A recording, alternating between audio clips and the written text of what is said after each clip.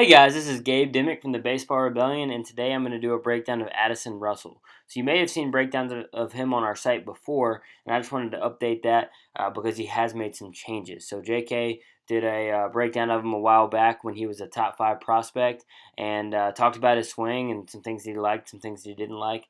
And JK actually just recently did another top 5 breakdown, prospect breakdown, so go check that out. But I've got him queued up here on the left. This is from the end of last season, and over here on the right, this is the beginning of last season. This is actually his first career home run, and so we're going to see some changes that he's made. JK mentions in the first breakdown of Russell that he has kind of a funky start in his stance, and then going into his stride forward, and how it's a little bit jumpy. So it's he kind of starts, stops, and then starts again. And over here on the left, he's going to be much smoother. He's going to look more like Bautista, and that fits his frame more because he's a middle infielder, not a huge guy, 200 pounds, bigger than the average human, but when it comes to major leaguers, he's a pretty, average sized guy, and he's an explosive, powerful human, and he's really, really talented. And so, a guy this young, we like to see them maximizing their ceiling, not minimizing it, and I think he's doing that.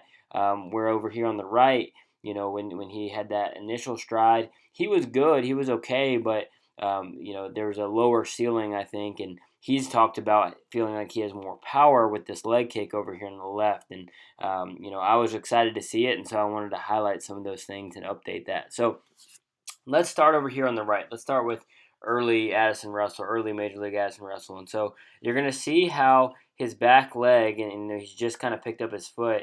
His back knee is already stacked out over his back ankle, and so that puts him in a position where the center of his body is going to be more likely to stay back.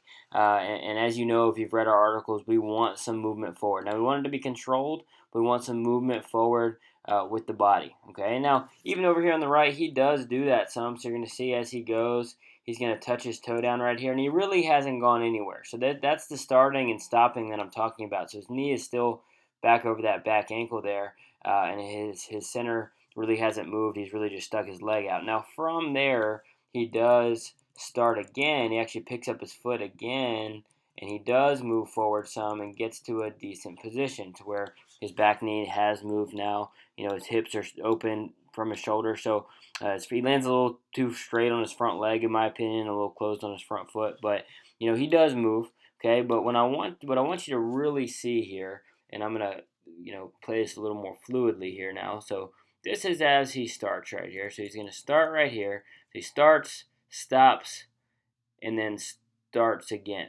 Okay, so it's a little choppy. And one of the things that we talk about, we use a wave analogy a lot in our lessons with kids, is that we want the forward move to build up slowly. It's going to have energy. It's going to be powerful, kind of like a wave building up. It's going to be slow, but it's going to be powerful. And then we want the turn, we want the swing to be more like the crashing of the wave. So obviously we want it to be uphill, not downhill, but it's explosive. We're just talking about the speed of the movement. And so over here on the right, again, is kind of choppy, starting and stopping and starting again. Over here on the left, you're going to see Russell, where in his stance and as he begins to pick up his foot, his back knee stays much more inside of his back ankle, looks more like a guy like Bautista. He lifts his leg and he moves fluidly into his stride and into his turns. There's no stopping from the time he starts, and that's just a much more fluid, athletic way of moving. Okay, now I'm not saying that over here on the right he couldn't be a good hitter. Okay, but I am saying that movement-wise, he's going to be more powerful, more athletic, more explosive because his movement is more fluid. And so, again, we see guys like hitting, bigger guys usually hitting like this over here on the right, and those guys can be successful, but could they be more successful if they move like a guy like Bautista or Donaldson or somebody of that nature? And we think yes. And so you're going to see Russell making some of these changes. And so, again, keeping that back knee inside, he's going to lift his leg, and you're going to see his whole body move forward, right? So it's moving forward, but it's calm. So he actually has loaded up his back hip. So you see he kind of counter-turn that back hip, and it's ready to go. That's his engine, and if he decides to go, he's going to turn that back hip. So as he lands, you're going to see that happening. So he lands a little more bent on this front leg compared to on the right. So you're going to see, these are similar positions right here. A little more bent on the right. I think he gets a little more turned with his belt buckle here. Back knee really turning in more. So I think he's getting better separation just because if he's got a little more fluid movement. And whether the frame rate's the exact same or not is hard to tell. But these are very similar positions right here, okay? And he's getting to good spots. But the fluidity through the stride into the turn is much better over here on the left, all right? And so, he does a lot of great things. So I'm actually going to, switch to full screen here on Russell on the left. But I would really want to show you the difference in the stride between, early Cubs Addison Russell and late last year and into this spring Addison Russell and just those stride changes. But I'm going to go ahead and switch over to full screen of his newer swing. And so you're going to see he lifts his leg, turns those hips, kind of counter, kind of turns them back, and then as he goes, you're going to see him fire. So watch his knees, all right? So what we're going to see is, both his knees are facing, redraw that circle, but both his knees are facing us as the camera, okay? So they're ready to fire, okay, but it all comes from the hips, but the knees are just something that you can see when that pelvis rotates. But as he's landing, you're going to see his pelvis rotate, you're going to see the back heel come up, you're going to see that knee go out of that circle, and it's going to turn in. The front knee, if you watch the front knee, again, it was facing here toward us, and as he lands, it turns out toward the pitcher. Okay, so this is getting that really good separation, and this is a great position that we teach all our guys to get into. Now the upper body is still resisted, so his shoulders are closed, his bat's still up, it hasn't started to go yet, and then the hips are going to pull on those shoulders, and as you see, watch his front leg really straight and hard. So at contact, his front leg is all the way straight, which is awesome. So he's getting a lot of, it means he's turning fast, it means that he's pushing through that heel. You're going to see his heel kind of stay in the ground, his front toe come up a little bit. That just means his heel is staying down, front leg is straightening. His back foot doesn't have as much movement as some other guys, but you can see it drag forward a little bit. If you really pay attention, watch his back foot. It's going to drag forward a little bit, and that comes from a really nice hip thrust. Okay, so could he pull his back foot a little further and off the ground like Bryce Harper? Sure, but he does pull that hip up and forward, gets to a really good contact position back here, to where if you draw this angle from his back knee up through his hips and up through his spine, you had a nice little lean back there, great straight front leg. He's got a great hitter's box here as he's making contact. The front, one of the things we look for at contact is the front arm down through the hands and then through the barrel should be in about a straight line. So it's hard to tell with the contact. This may be right before, and this is about right at contact. So you can see that straight line from the front forearm down through the hands, down through the barrel at contact. Vision seems to be pretty good. So he's doing a lot really, really well here. He, again, leads with the hips, allows the barrel to turn around the hand. So, my last article I mentioned, talked about some of the upper body stuff and getting to this position we call bat lag, where the front elbow has gone up, the back elbow has come down here, and the hands are just in front of the back shoulder, and the barrel is by the shoulder. So it's picked up speed. You can see it blurring, but it hasn't gotten away from the shoulder quite yet.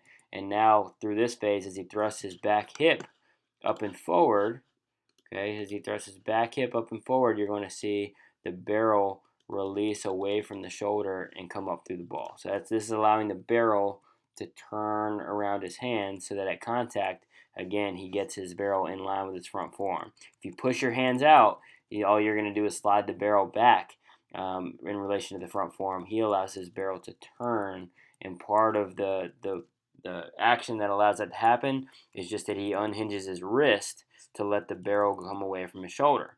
Okay, so he does a really nice job here, and he's turning aggressively, and we see his finish come all the way around to where, at the end of his swing, we see both of his numbers all the way through, which is rare for a lot of guys who are right-handed because they think about running too early. But, if you're a hitter, give yourself that extra second. Finish your swing. I promise you'll be rewarded, and then you have plenty of time to run or jog, hopefully, like which he does here because he hit a homer.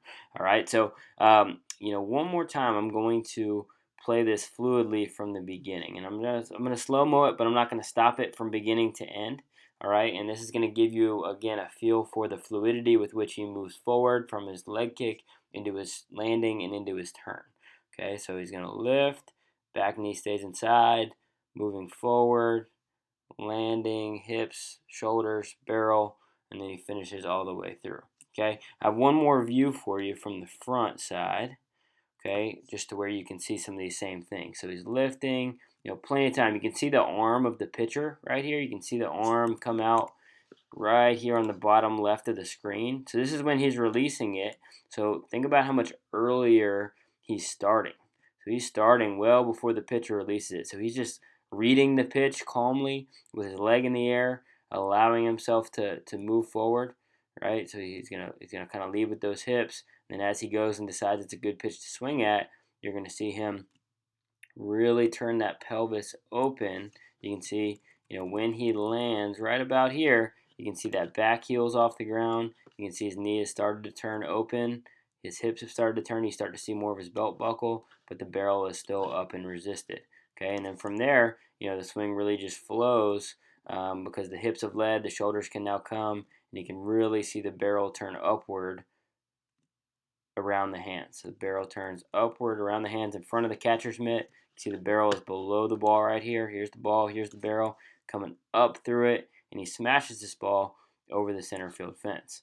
And so, what I want to encourage young hitters to do is, and coaches, is to allow your hitters, allow yourself to move and time the pitch with your leg in the air because it's going to raise your ceiling. Again, he talks a lot about how it's really important for him to be on time and that this leg kick has allowed him to be more powerful. And I'm really excited to see how he does this year with, a couple months last year of working with the leg kicks. It does take a little bit to find your timing with it. And so he did that for the last couple months of last season. He's done it all spring. He looks very consistent with it. And I'm looking forward to seeing how he does this season as he goes into a full season, a whole off season of practicing it.